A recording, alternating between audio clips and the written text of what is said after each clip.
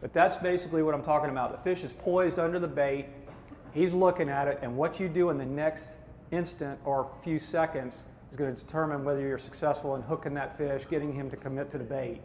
That's the moment of truth. And it exists for a lot of different topwater baits. And I've seen it work, where fish will really study the lure before they eat it, all the way to up in Canada. Smallmouth will get up under a bait and look at it. Usually, when smallmouth are in the mood, they hit it as soon as it hits the water. So there's not a lot of worry there. They're much more aggressive fish, but the further south you go, especially the warmer it gets, the fish are really slow to react, and you got to use a lot of patience.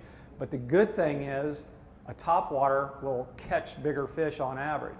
It can catch the biggest fish in the lake. You just have to decide to commit to the pattern and slow yourself down. Let's go ahead and talk about poppers and chuggers. Most of you are familiar with poppers: Rebel Pop R, Skitter Pop, a lot of the Rico, the Michael. There's a lot of different brands out there. Storm Chug Bug is kind of a chugging type bait. If you're not familiar with these lures, and I've got some samples up here and I pass them around, you need to be familiar with them.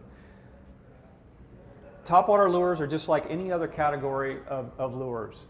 Just like a lipless crankbait is different from a square bill, or a 6XD like Mark was talking about is different from a 10XD or a small shallow running crankbait.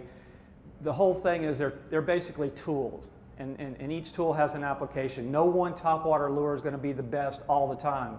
There'll be times when a popper or a chugger is the best choice, and it can be the most productive in short order.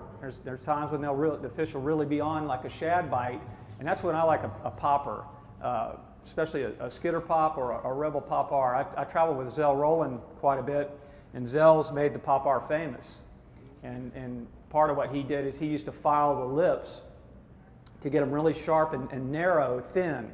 And the reason he did that, he wanted the bait to spit. He didn't want that popping sound so much as he wanted the spitting sound. And what that emulates is shad flicking their tails on the surface.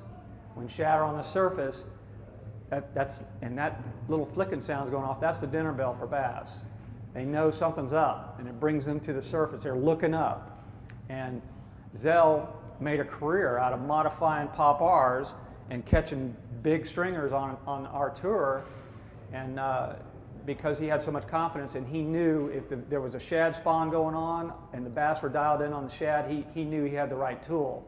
Well, Rapala has replicated that concept and I'll pass this around. This is a Skitter Pop, and it has a Lexan lip that's super sharp, and it just eliminates all that filing and modifying that Zell goes through. It takes him about an hour to make one right. So it's a tedious process, and this thing comes out of the mold. This is a balsa bait, a Rebel Pop R, which is a great bait. I throw them, I carry them, I use them. But I like this bait also, and for different reasons. It's balsa, it's extremely buoyant. I can work it through even topped out grass. If it's just fingers touching the surface, I can work the bait through the top of that grass. It doesn't sit as low in the water as a Pop R. And there's others, the Michael, the Rico. There's a dozen knockoffs out there of the Rico. Those are good baits too, and I carry those also. But I'll pass this around. This bait's balsa, and it's got that Lexan lip, and it makes that spitting sound perfectly. You don't have to tune anything. And I work this bait pretty quick. The warmer the water, when I'm throwing a popper, generally the quicker. If the fish are active and they're chasing shad, I'm going to start with a pretty quick retrieve. I'm throwing that bait out there and I'm moving it. It's skipping and spitting as it goes. And sliding is probably a better term. I want that bait sliding and spitting as it goes. It's just across the top.